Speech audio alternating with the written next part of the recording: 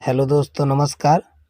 दोस्तों, आज की वीडियो में हम लोग भारतीय संविधान का ये दूसरा वीडियो है जिसमें संघ राज्य क्षेत्र के बारे में पढ़ेंगे।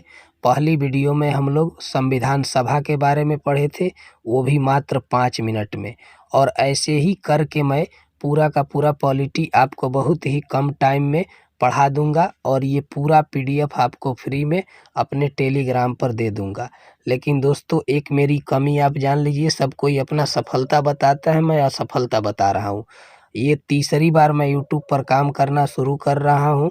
इसके पहले 2 बार शुरू किया हूँ, लेकिन बीच में कुछ ऐसी समस्याएं हैं जिनकी वजह से छोड़ दिया हूँ और व्यूज भी नहीं आता है, तो मन नहीं करता है वीडियो बनाने का। तो अगर कुछ कमी है तो आप लोग कमेंट करके ज़रूर बताइएगा। और कल से हो सकता है कि मैं एसएससी जीडी के लिए जो भी होगा इम्पोर्टेंट, जब तक एग्ज़ाम चलेगा तब तक इम्पोर्टेंट क्वेश्चन का सीरीज लाते रहूँगा। तो चैनल के साथ आप ज़रूर जुड़ जाइए। चलिए अब हम लोग वीडियो को शुरू करते हैं। संघ राज्य क्षेत्र। भारत के संविधान में संघ राज्य क्षेत्र का उल्लेख भाग 1 में किया गया है और अनुच्छेद 1 से लेके 4 तक किया गया है। यही तो पढ़ना है हमको कि अनुच्छेद 1 में क्या है, अनुच्छेद 2 में क्या है, अनुच्छेद 3 में क्या है और अनुच्छेद 4 में क्या है। बाकी तो हाथी घोड़ा पढ़ना नहीं है। तो अनुच्छेद 1 में क्या है कि भारत अर्थात इंडिया राज्यों का एक संघ होगा और भारतीय संघ में 3 प्रकार के राज्य शामिल हैं। कौन कौन है? पहला, राज्यों का राज्य क्षेत्र होता है, केंद्र शासित क्षेत्र भी हैं और अर्जित किए गए भूभाग भी हैं। ये 3 प्रकार के राज्य हैं भारतीय संघ में। ठीक है। इसके बाद देखिए अनुच्छेद 2 में क्या कहा गया है। तो अनुच्छेद 2 में यह बात बोली गई है कि नए राज्यों का प्रवेश या स्थापना अनुच्छेद 2 के द्वारा किया जाएगा। लेकिन आप थोड़ा सा ध्यान दीजिए और अनुच्छेद 3 को भी देखिएगा। लेकिन इसके पहले एक पॉइंट यह भी देख लीजिए कि भारतीय संघ में अगर किसी राज्य को शामिल करना है तो यह काम कौन करेगी? संसद करेगी। संसद कैसे बनी होती है? लोकसभा, राज्यसभा और राष्ट्रपति को मिला के। और सरला तो आप याद किए ही होंगे। सरला का मतलब क्या हुआ कि स से संसद, र से राज्यसभा, ल से लोकसभा। 79 में है जो संसद का उल्लेख किया गया है, 80 में राज्यसभा है, 81 में लोकसभा है। लाइन से है, याद रखिएगा। अब देखिए अनुच्छेद 3 में क्या लिखा गया है। तो नए राज्यों का प्रवेश या स्थापना या वर्तमान राज्यों के नाम या सीमाओं में परिवर्तन अनुच्छेद 3 के द्वारा किया जा सकता है। दोनों में क्या अंतर है? अनुच्छेद 2 और 3 में क्या अंतर है कि अनुच्छेद 2 में प्रवेश या स्थापना कर सकते हैं, जबकि अनुच्छेद 3 में नाम में भी परिवर्तन कर सकते हैं और सीमा में भी परिवर्तन कर सकते हैं। किसी भी राज्य के नाम और सीमा में परिवर्तन करने का अधिकार किसको है? तो संसद को है। और किस बहुमत के द्वारा होता है यह काम? तो साधारण बहुमत के द्वारा होता है। याद रखिएगा, विशेष बहुमत नहीं, साधारण बहुमत। अब भाषा के आधार पर कुछ राज्यों का गठन भी हुआ और मांग भी कैसे कैसे शुरू हुआ, वो चीज़ हम लोग देखते हैं। तो भाषा के आधार पर सबसे पहला राज्य बना था आंध्र प्रदेश बना था। और कब बना था? 1 अक्टूबर 1953 को। राज्य पुनर्गठन आयोग बना, ध्यान दीजिएगा, आयोग बना 1953। जब आयोग लिखेगा तो आपको 1953 को टिक करना है और जब राज्य पुनर्गठन अधिनियम लगा देगा तो 1956 को टिक करना है। 1956 के अनुसार भारतीय राज्यों की 4 श्रेणियों में बांटा गया है, ABCD। ये जनसंख्या और क्षेत्रफल के आधार पर तोड़ा गया था।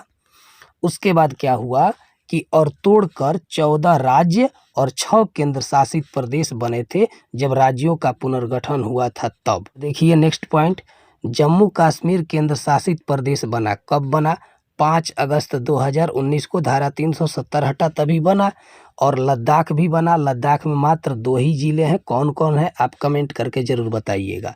5 अगस्त 2019 को यह भी बना था, लद्दाख और जम्मू कश्मीर। जम्मू कश्मीर से ही कट के लद्दाख बना।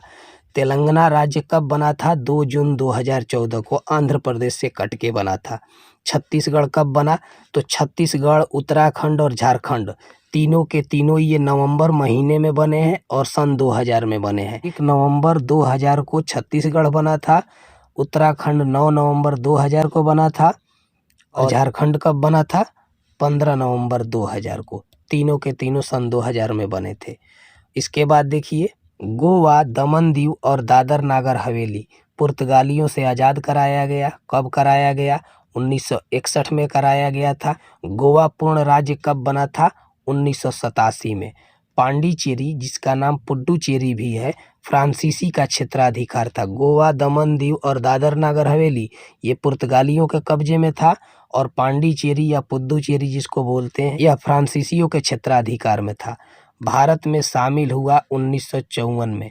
कौन? पांडिचेरी को 1954 में शामिल किया गया था नवंबर में, और 1954 से ही भारत रत्न दिया जाता है। उसके बाद पांडिचेरी को पूर्ण राज्य का दर्जा कब दिया गया था? तो 1962 में। ऐसे ही दोस्तों एक और कन्फ्यूजन वाला है, देखिए कि शामिल कब हुआ? 1954 में, लेकिन पूर्ण राज्य कब बना?